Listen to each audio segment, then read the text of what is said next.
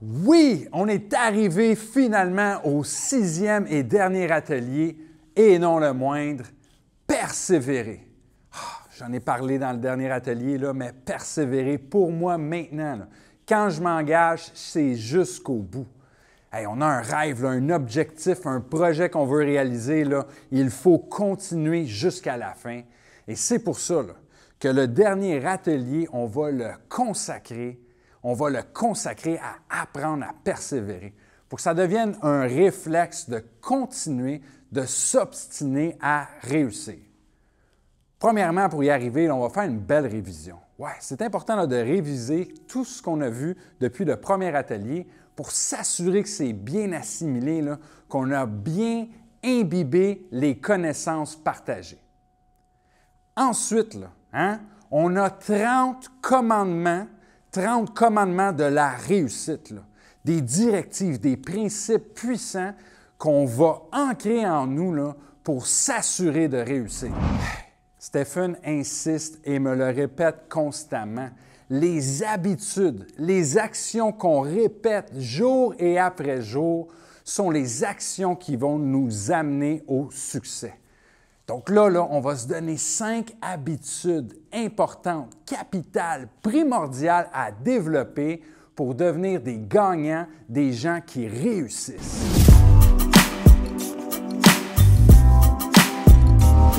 Alors, c'est maintenant le temps de réviser. Ben oui, pour être certain qu'on a bien assimilé 5 principes importants des derniers ateliers, on a préparé un quiz. C'est important de savoir vraiment si tu les as bien retenus, bien assimilés et la meilleure façon, est-ce que tu es capable de les expliquer? Quand on est capable d'expliquer un concept, ça veut dire qu'on l'a bien appris. Donc, c'est pour ça qu'on a préparé le quiz. Ça va être simple. Je vais poser les questions. Tu vas appuyer sur pause, prendre le temps de répondre. Et ensuite, Stephen va nous donner la réponse pour voir vraiment si on s'en souvient bien. Donc, on commence tout de suite avec la première question.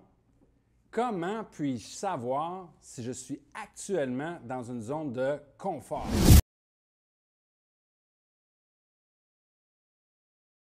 Alors, Stephen, Yes, sir. comment puis-je savoir si je suis dans une zone de confort actuellement? Bien, tu sais, nous, dans le fond, on a évalué 5 critères spécifiques qui me permettent de déterminer si je suis présentement, actuellement, dans une zone de confort. Puis même moi, des fois, je révise ces 5 points-là et je vais me rendre compte que oui, je retombe dans ma zone de confort. Fait que le premier point, c'est je repousse toujours à plus tard mes décisions importantes à prendre. On en a parlé beaucoup dans l'atelier numéro 1. Tu sais, quand il faut que tu décides, tu as des décisions importantes à prendre et ces décisions-là sont inconfortables, mais tu repousses tout le temps à plus tard. Lundi, pas cette semaine, j'étais trop occupé. On va regarder ça plus tard.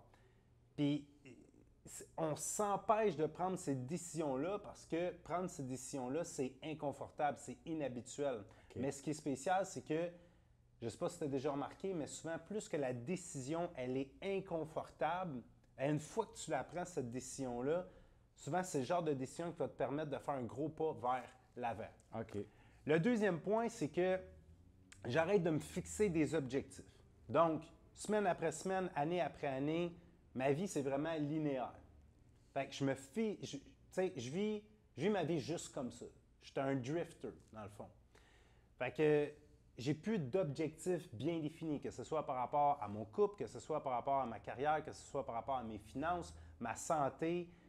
J'arrête de me fixer des objectifs. Fait que c'est linéaire.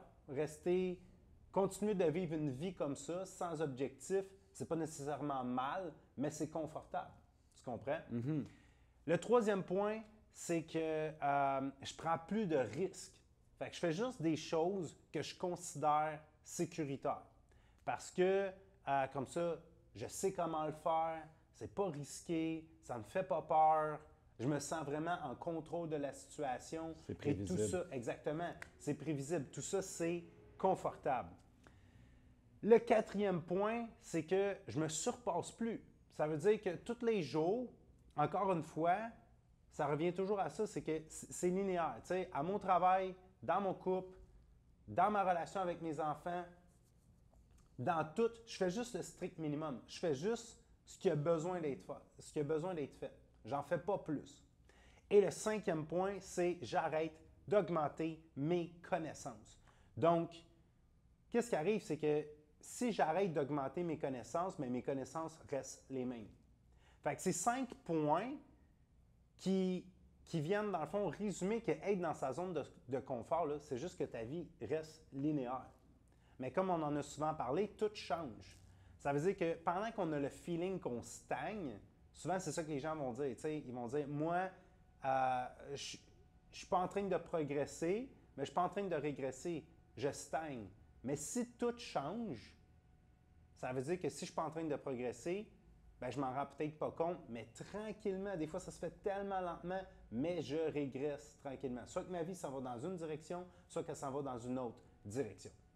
En tout cas, j'aime ça, man, cette réponse-là, parce que à chaque fois qu'on se pose la question, est-ce que je suis dans une zone de confort? Ouais. C'est là qu'on doit suivre ces 5 points-là. Puis, wow, ça fait réfléchir, là. Il y a des points que tu as apportés, puis je suis comme, OK, j'ai peut-être des nouveaux objectifs à mettre, là, justement, pour me sentir moins flat, plus en flèche. Fait que, exact. Je pense que ça sert à tout le monde, et à la maison, on prend des notes, on s'assure, let's get it. Donc, maintenant, la question 2. Là, c'était-tu correct, ça, comme première take? Oui, c'est excellent, Ouais, gros. c'était T'es en naturel. feu, le gros, man. Question 2, c'est... OK. Le paradigme.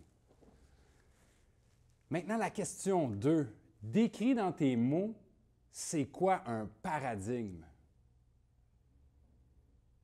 Stephen, Yes. c'est quoi un paradigme? Un paradigme, dans le fond, ben, on pourrait donner un paquet de descriptions, mais la première description qu'on a donnée, c'est qu'un paradigme, c'est une multitude d'idées, de concepts, de croyances implantées dans mon subconscient qui vient littéralement contrôler mon comportement.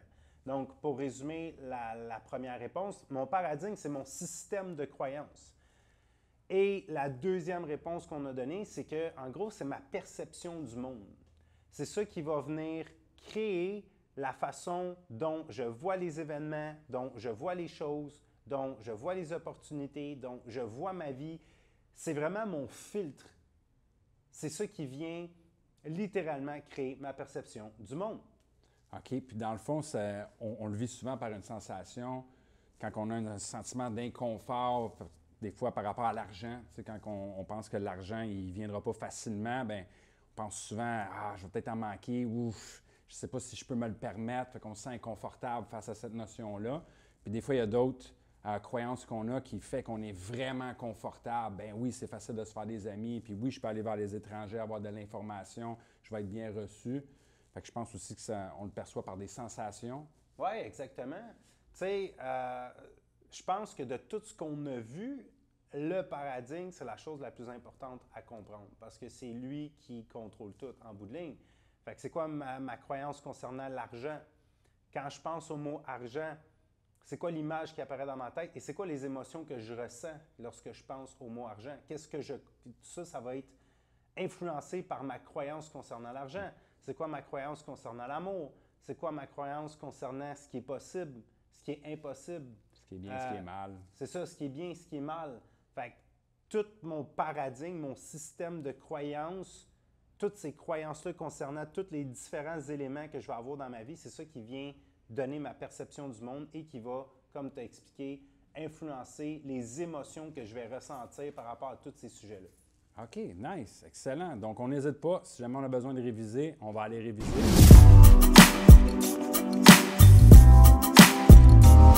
Maintenant, question 2. Là. Dans tes mots, là, c'est quoi un paradigme?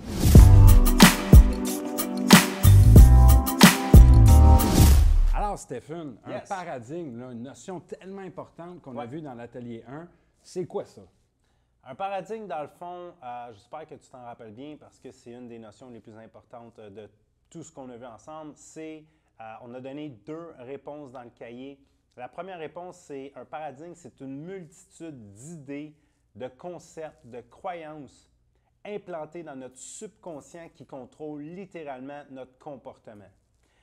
La deuxième réponse qu'on a donnée, c'est que c'est notre perception du monde. C'est ça qui va venir créer la vision qu'on va avoir par rapport à tous les sujets de la vie. Fait que mon paradigme, dans le fond, c'est vraiment mon système de croyances. Puis mon système de croyance va agir en tant que filtre. Et c'est lui qui va vraiment venir créer la façon que je vois le monde. Tu comprends? Qu'on parle d'amour, qu'on parle d'argent, qu'on parle de réussite, qu'on parle de ce qui est possible, de ce qui est impossible, tout ça, c'est influencé par ce que je crois. C'est toutes mes croyances concernant tous ces différents sujets-là qui créent la façon dont je vois ma vie. Tu comprends? Puis dans le fond, la croyance, c'est une sensation de confort ou inconfort qu'on a face à un sujet. Donc, par exemple, est-ce que c'est bien de mentir? Bien, il y a des gens qui vont dire, ben oui, des fois, il faut mentir pour arriver à ses fins, pour atteindre ses objectifs. Il y en a d'autres pour qui mentir, non, moi, j'aime pas ça, c'est comme tricher, il faut que je dise la vérité. Exact. Ça, c'est vraiment dans leur inconscient, de la façon qu'ils ont grandi, comment ils ont appris à agir, qui va leur donner cette perception-là. Exactement. Fait que c'est un bon point que tu as soulevé, aussi simple que mentir. Qu'est-ce que tu crois concernant mentir va influencer tes décisions puis par rapport à mentir. Fait que si tu crois que c'est correct de mentir, bien, tu vas mentir. Si tu crois que c'est inacceptable, bien, tu vas tout faire pour ne pas mentir. Fait que c'est aussi, si on y va avec des sujets un petit peu plus communs, ça c'est un bon sujet. C'est ma croyance concernant l'argent qui vient déterminer comment je me sens quand je pense à l'argent. Fait que si je te dis le mot argent, c'est quoi l'image qui te vient en tête et surtout, c'est quoi les émotions que tu vas ressentir lorsque tu penses au mot argent. Tu comprends? Oui, OK, excellent. Donc ça, c'était vraiment un bon résumé de c'est quoi le paradigme. À la maison, j'espère que tu as vraiment bien compris, bien retenu, que ta réponse ressemblait à la nôtre. Si ce n'est pas le cas, il n'y a rien qui t'empêche de retourner à l'atelier 1 pour approfondir un peu ta révision puis vraiment là, rafraîchir ta mémoire là, avec précision.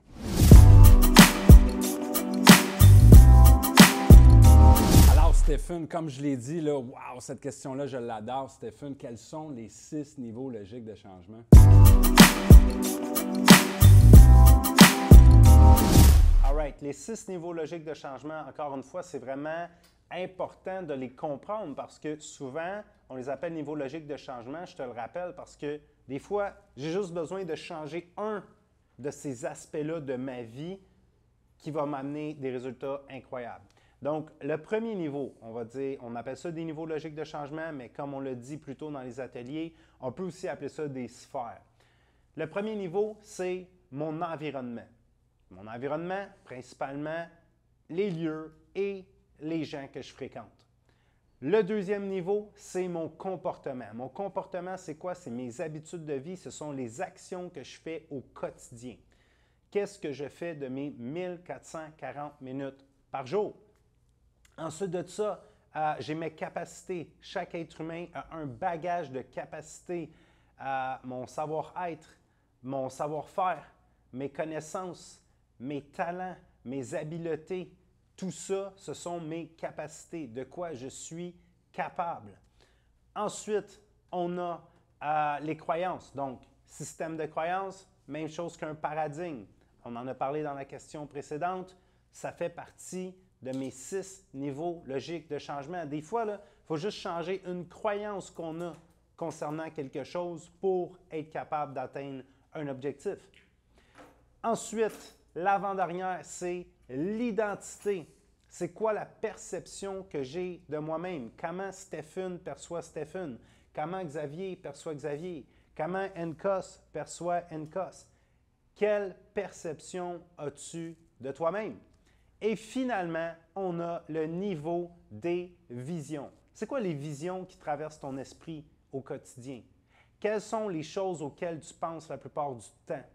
Est-ce que tu penses tout le temps au passé, au futur? Est-ce que tu penses de façon négative, positive? Penses-tu toujours à ton ancienne relation, à ta future relation, à tes dettes, à devenir prospère? On pense avec des images et des mots. Et quelles sont ces images-là qui circulent dans ton esprit au quotidien?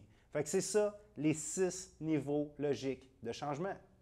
Ah, j'aime ça, Stéphane. Ça, c'était précis, ça, c'était clair. J'espère qu'à la maison, là, vous avez les mêmes notes parce que vraiment, ces 6 niveaux-là Quand on s'en rappelle et on les retient, wow, on sait où faire le changement adéquat pour atteindre le prochain plateau.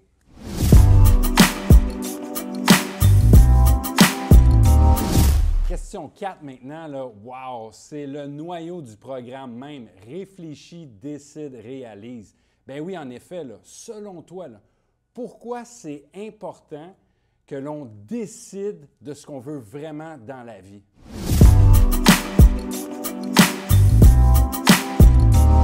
Stéphane, là, ouais, ça c'est vraiment là, une question là, clé pour réussir. Ouais. Stéphane, pourquoi c'est si important de savoir qu'est-ce qu'on veut? Bien, c'est une bonne question quand même parce que, tu sais, je pourrais être dans une position où j'ai aucune idée précise de ce que je désire vraiment, puis ça ne fait pas de moi une mauvaise personne. Ça ne veut pas dire que ma vie va nécessairement mal parce que j'ai aucune idée de ce que je désire plus que tout. Mais nous, on est convaincus qu'il y a des conséquences à ça, puis que c'est vraiment important de décider qu'est-ce qu'on veut plus que tout. Premièrement, là, ouais. Si je ne sais pas ce que je veux dans ma vie, là, si je ne sais pas précisément ce que je veux, ben je ne l'obtiendrai jamais. Simple comme ça.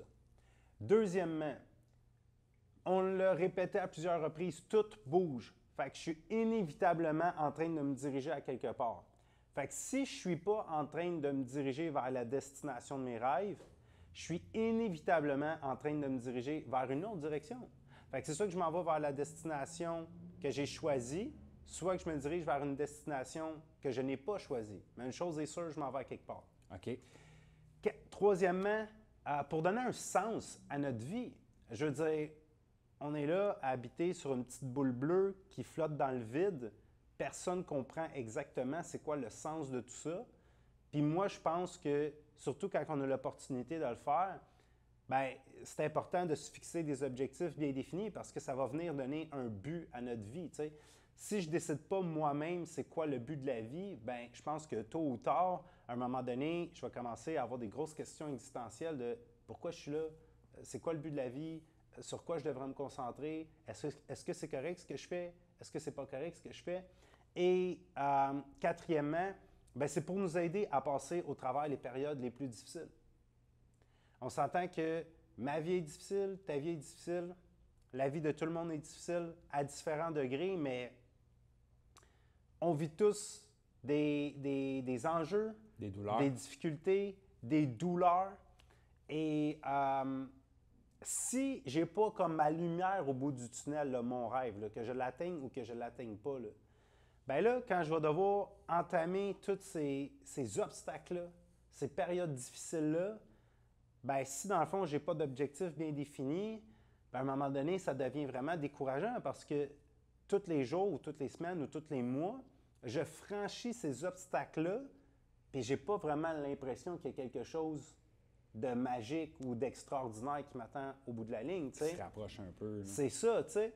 Puis c'est souvent dans des positions comme ça que des gens vont se décourager, ils vont perdre espoir parce qu'il n'y a rien, il n'y a pas de lumière au bout du tunnel, tu sais. Tandis que quand tu as un objectif bien défini, on va appeler ça un rêve, bien là, c'est plus facile là, de rester motivé, là, malgré la fatigue, malgré les enjeux, malgré les obstacles. C'est plus facile de rester constant, de rester persévérant parce que tu crois que tu vas atteindre quelque chose au bout de la ligne, tu sais. Fait que tu as ta petite lumière au bout du tunnel. En tout cas, pour de vrai, là, ça, c'est vraiment une question là, tellement importante. Ta réponse bien articulée, là, ça donne un peu la chair de poule parce que c'est vrai, quand on parle d'avoir un sens à notre vie, prendre cette décision-là, c'est extrêmement important et c'est ça qui nous permet vraiment de sortir de nos douleurs, de vraiment devenir un vainqueur, un héros. Donc, wow! Quelle belle réponse, Stéphane. J'espère qu'à la maison, vous avez quelque chose de similaire. Si ce n'est pas le cas, n'hésitez pas. On révise, retournez voir les ateliers, prenez le temps d'imprégner ce savoir pour vraiment là, trouver votre direction et la suivre.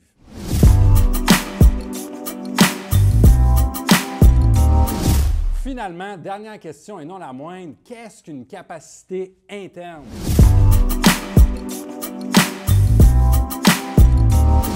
Stéphane? Yes, sir. Qu'est-ce que c'est ça, une capacité interne? Une capacité interne, écoute, c'est tellement important de comprendre c'est quoi, parce qu'en bout de ligne, c'est pas mal ça qui nous différencie de tout le reste des animaux. C'est qu'on a le pouvoir d'améliorer nos capacités internes. Fait que on appelle ça aussi des fois des ressources internes. C'est des parties, des aspects de ma personnalité que je peux travailler, que je peux faire progresser. Fait que c'est les aspects de moi qui ne sont pas mon corps. Ma concentration, mon autodiscipline, ma créativité, ma spontanéité, ma confiance, mon courage, ma patience, mon côté organisation, mon sens de la planification. Tu sais, c'est toutes des choses que je peux améliorer, mais c'est interne. C'est pour ça qu'on appelle ça des capacités internes. C'est à l'intérieur de moi. Donc, comme je te dis, c'est ça qui nous différencie du trois quarts de tous les animaux, parce que les autres animaux n'ont pas ce pouvoir-là de regarder dans leur monde intérieur et de se dire « Aïe, hey, je pourrais améliorer mon autodiscipline. Hey, pour réaliser ce projet-là, il va falloir que je sois un petit peu plus créatif. Hey, pour avoir une meilleure vie familiale, il va falloir que je sois un petit peu plus spontané. » OK. Fait que c'est ça une capacité interne. C'est des capacités qui sont à l'intérieur de moi. C'est la partie non physique de ma personne que je peux faire progresser. Nice! Fait que dans le fond, là, c'est comme un logiciel. Quand tu as ton ordinateur, tu as des logiciels intérieurs qui te permettent d'effectuer des opérations. Donc, les capacités internes, c'est ce que tu peux travailler. Comme Stéphane l'a si bien dit, j'espère à la maison que vous avez une réponse similaire. Encore une fois, tu sais quoi faire. Maintenant, c'était tout pour le quiz. On passe aux 30 commandements.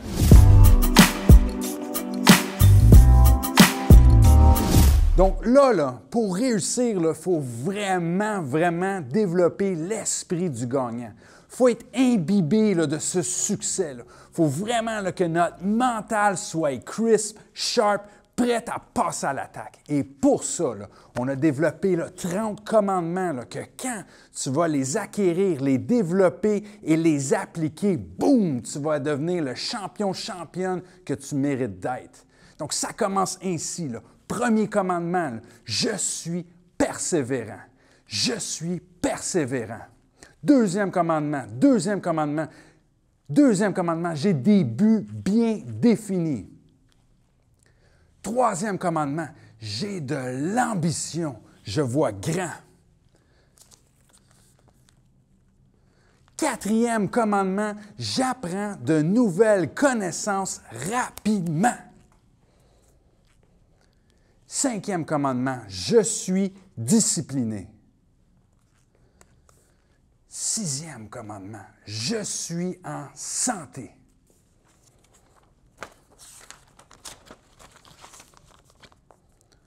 Septième commandement, je m'entoure de personnes positives.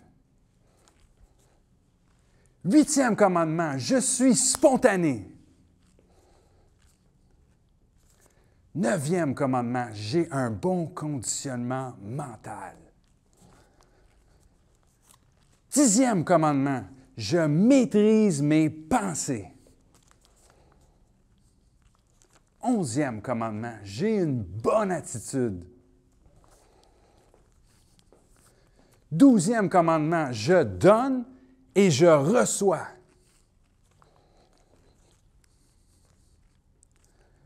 Treizième commandement, je prends rapidement des décisions bien définies. Quatorzième commandement, je suis courageux. 15e commandement, je me surpasse. 16e commandement, j'ai une foi inébranlable. 17e commandement, je prends soin de ceux que j'aime. 18e commandement, je concentre mes efforts. OK, gros, on va arrêter, on va recommencer, OK? Parce que je ne vais pas dire 7, 8, ça me gosse. Mais est-ce que j'aime ça, gros, man? Pour vrai, c'est ben trop fraîche, man. Je te vois, en plus, tu l'as bien. Ah, tu vois, je vais te le donner, là, encore plus sharp, là. Je vais te donner à la Ratchi, là. We make it clap. Donc là, pour persévérer, là, ça nous prend là, un mental d'acier, là, une foi là, incroyable, inébranlable. Pour développer là, ce mental, cet esprit de gagnant et gagnante, on a 30 commandements. 30 commandements qu'on va répéter afin de s'imbiber de cette puissance pour nous aider à continuer jusqu'à la fin. Je suis persévérant. J'ai des buts bien définis. J'ai de l'ambition. J'apprends de nouvelles connaissances rapidement. Je suis discipliné. Je suis en santé.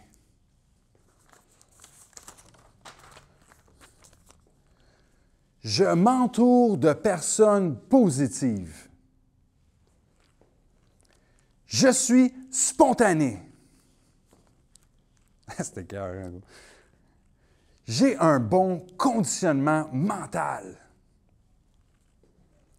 Je maîtrise mes pensées. J'ai une bonne attitude. Je donne et je reçois.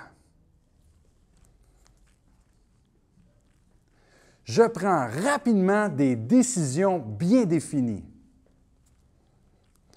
Je suis courageux. Je me surpasse. J'ai une foi inébranlable. Je prends soin de ceux que j'aime. Je concentre mes efforts. Je suis dans le moment présent. Je suis enthousiaste. Je suis ouvert d'esprit. Je coopère avec les autres. Je suis honnête. Je suis créatif. Je fais aux autres ce que je veux qu'ils me fassent. Je respecte mon budget. J'économise. Je planifie et j'organise mon temps. Je donne mon 100% dans ce que je fais. Je travaille sur mon objectif chaque jour. Baus! Ça, c'était les 30 commandements, là. Un coup qu'on les répète, qu'on les imbibe, qu'on les grave dans notre tête, wow! La vie va bien aller, notre obsession de réussir va être facile et voilà, on persévère et on y arrive.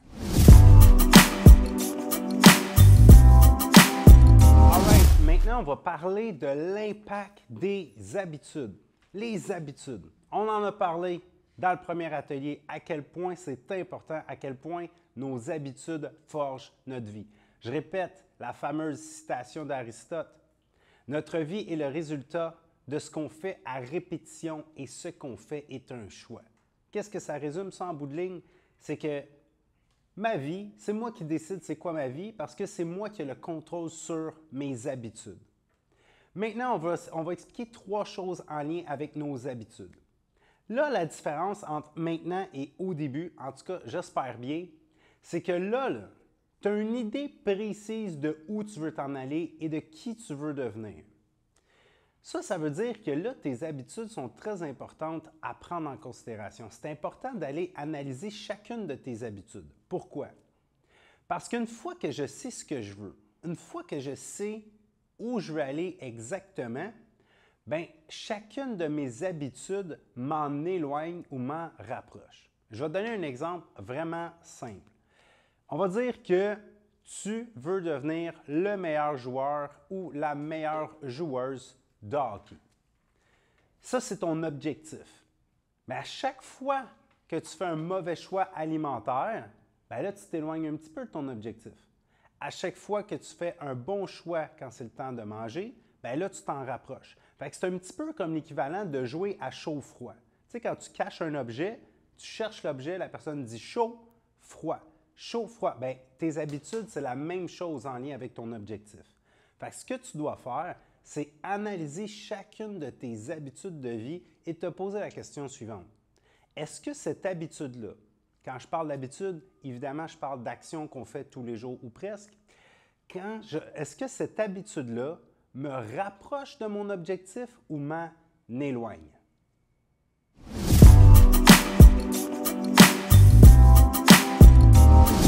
Et là maintenant, le principe de la lame de rasoir. Pourquoi qu'on appelle ça la lame de rasoir? Parce que imagine une lame de rasoir, à quel point c'est fin, à quel point c'est mince. Et des fois, là, c'est une petite différence comme ça entre une personne et une autre qui fait toute la différence à la fin du mois ou à la fin de l'année. Aussi mince qu'une lame de rasoir. Des petites différences qui, au quotidien, semblent faire absolument rien. Je vais donner un exemple. Tu prends 2 vendeurs. Leur travail, là, c'est de générer des appels. Okay? Générer là, entre 50 et 100 appels par jour. Il y en a un qui se fixe comme objectif d'en faire 100 par jour. Puis là, tu te dis, tu sais quoi? Moi, je vais en faire 102 par jour. Les deux travaillent 5 jours par semaine. Celui qui en a fait 100, puis celui qui en a fait 102, ils ont l'air d'avoir eu exactement la même journée et d'avoir travaillé aussi fort et d'avoir fourni autant d'efforts pour atteindre leur objectif. Maintenant, la deuxième chose que j'aimerais vraiment que tu comprennes par rapport aux habitudes, c'est que souvent, là, les petites actions qu'on fait de manière répétée ont plus d'impact et amènent plus de résultats que les grandes actions faites de manière occasionnelle. Et là, je vais te donner l'exemple qu'il y a dans le cahier. Fait que visualise. Qu'est-ce qui va t'amener le plus de résultats? Si tu vas courir une journée par mois, donc juste une fois par mois, tu vas courir pendant 10 heures de temps, ou si je prends ce 10 heures de temps-là et je le sépare par 20 minutes par jour, 5 jours par semaine. Fait qu'à la fin de mon mois, que je choisisse la première ou la deuxième méthode, les deux, je vais avoir couru 10 heures dans mon mois. Si on regarde la première façon, qu'est-ce qui va arriver? C'est que là, je vais courir une fois par mois pendant 10 heures. Premièrement, ça va être vraiment pénible. Deuxièmement, je ne suis même pas sûr que je vais y arriver. Ça va prendre beaucoup de place dans ma journée. Au niveau des résultats, bien, je vais avoir beaucoup de courbatures. Je vais avoir besoin de beaucoup de temps pour me remettre de ça. Puis, est-ce que ça va vraiment améliorer ma condition physique d'aller courir une journée par mois pendant 10 heures? Pas vraiment. Mais si j'y vais avec la deuxième option, puis là, je vais courir juste 20 minutes. On dirait que ça passe vite, là, 20 minutes. Tu n'as pas l'impression d'avoir fait grand-chose dans ta journée. Mais répétez, 5 jours par semaine, bien, inévitablement, ça va avoir un impact sur ma capacité cardiovasculaire et sur ma condition physique. Tu comprends le concept? Chaque action, toutes les petites actions répétées qu'on fait tous les jours ont plus d'impact en bout de ligne que les grandes actions qu'on fait de façon occasionnelle.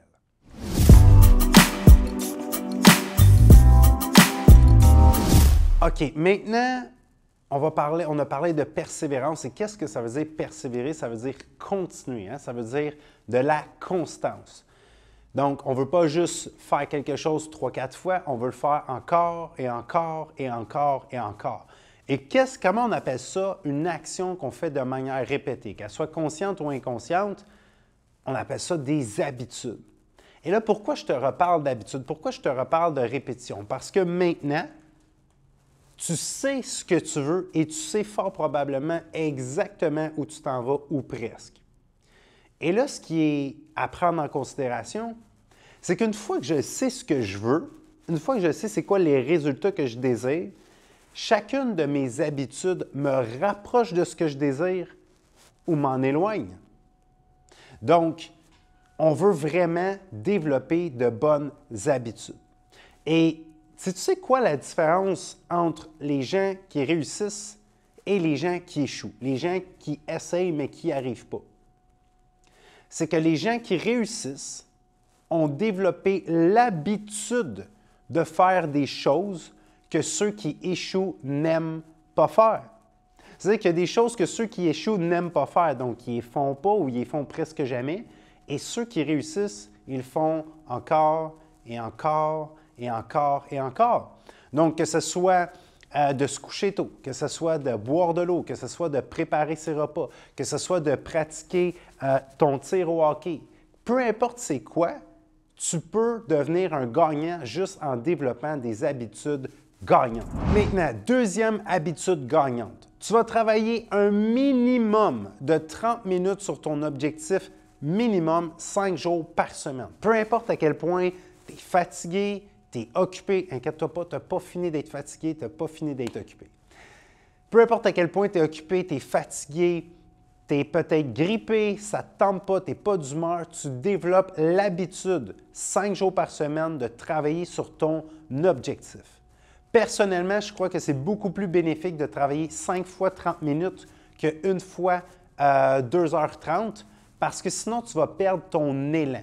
Et là, quand tu travailles 5 à 7 jours par semaine sur ton objectif, là, tu vas vraiment prendre une constance. Tu vas vraiment prendre un élan. Et là, après 21 jours minimum, ça va devenir une habitude. Tu vas commencer à faire ça de façon inconsciente. Donc, au début, tu vas devoir fournir un effort pour être discipliné puis commencer à travailler sur ton objectif même quand ça ne te tente pas.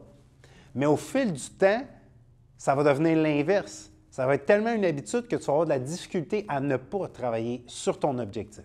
Donc, deuxième habitude gagnante, on développe la constance en mettant 30 minutes par jour sur notre objectif. Troisième habitude gagnante, la planification. OK? Chaque jour ou chaque soir, tu vas planifier tes journées. OK? Tu ne commences pas la journée tant qu'elle n'est pas finie. Ce que je veux dire par là, c'est que tant aussi longtemps que tu n'as pas fini de planifier ta journée, tu ne la commences pas. Ce qui va te permettre de toujours commencer une journée planifiée. Personnellement, je pense que tu es mieux de commencer ta journée 10 minutes en retard, mais une journée bien planifiée où tu vas pouvoir être efficace, productif et agir avec rapidité en sachant exactement ce que tu dois faire, pourquoi tu dois le faire, pendant combien de temps tu veux le faire. Tu vas être vraiment plus gagnant que si tu commences des journées non planifiées. De toute façon, on se l'est dit dans les ateliers précédents, si je veux réaliser de grandes choses, je dois vraiment devenir expert dans les petites choses. Donc, je dois vraiment devenir un maître de la planification. Habitude 4, tu vas rester positif. À chaque fois, tu vas devoir être alerte tout au long de ta journée. Lorsque tu vas prendre conscience que tu as une pensée négative, tu vas remplacer cette pensée négative-là par une pensée en lien avec l'atteinte de ton objectif. Autrement dit, tu ne vas pas te laisser, tu ne te permets pas de rester accroché à aucune pensée négative. Donc, inévitablement, tu vas avoir des pensées négatives durant ta journée, durant ta semaine. Mais, un peu comme avec les émotions, maintenant, lorsque tu as une pensée négative, tu en prends conscience et tu la remplaces par une pensée positive en lien avec ton objectif. Et finalement, la cinquième habitude gagnante. Tu vas te donner plus que jamais, même dans les petites choses. Tu vas tout faire avec cœur. Pas nécessairement plus longtemps, mais avec plus d'énergie, avec plus d'amour, avec plus d'enthousiasme. Chaque petit travail que tu vas faire, tu vas te donner à 110 %. Quand tu passes le balai, tu passes le balai de la meilleure façon possible. Quand tu fais ton devoir dans ton cahier, tu le fais de la meilleure façon possible. Quand tu rédiges un courriel, tu ne rédiges pas un courriel, tu rédiges le plus beau courriel possible. Quand tu joues avec tes enfants, tu leur donnes toute ton attention, tu leur donnes un moment de meilleure qualité possible. Et là, tu vas développer l'habitude de faire toutes les choses les plus banales de la meilleure façon possible. Et ça va être vraiment gagnant quand ça va être le temps d'entamer de grandes choses.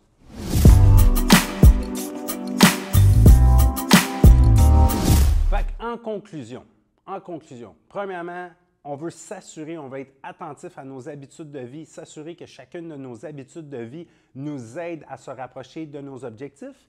Et pour finir, il faut se poser la question. Est-ce que ça va vraiment faire une différence si je me lève à 4h45 au lieu de me lever à 5h? Est-ce que ça va vraiment faire une différence si je travaille sur mon projet 30 minutes par jour ou 32 minutes par jour? Est-ce que ça va vraiment faire une différence dans mon couple si tous les matins, sans exception, je prends 5 secondes pour dire « je t'aime » à ma copine et l'embrasser? Est-ce que ça va vraiment faire une différence si je prends une salade au lieu d'une frite quand je vais dîner le midi avec mes collègues de travail? Aujourd'hui, non, mais à la fin de l'année, la différence va être radicale.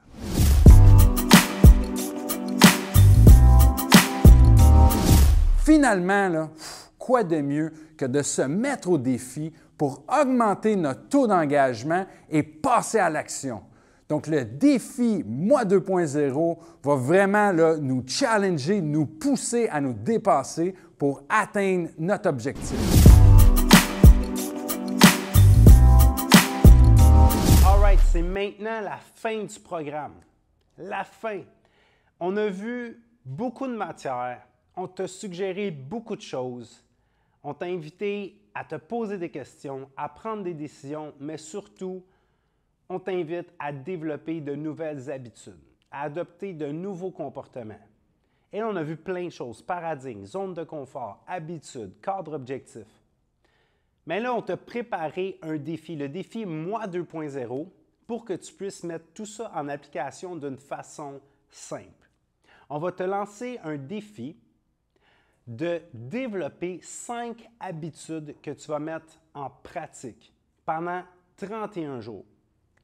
Si jamais tu n'arrives pas à le faire pendant 31 jours, c'est pas grave, tu as échoué, bien, tu recommences jusqu'à temps que tu arrives à faire 31 jours consécutifs. Et je te le dis, là, j'en suis convaincu, si tu arrives à faire ce défi-là pendant 31 jours, ta vie va changer pour le mieux, je te le garantis.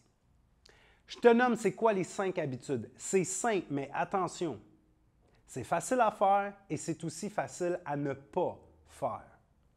La première habitude, c'est la carte objectif.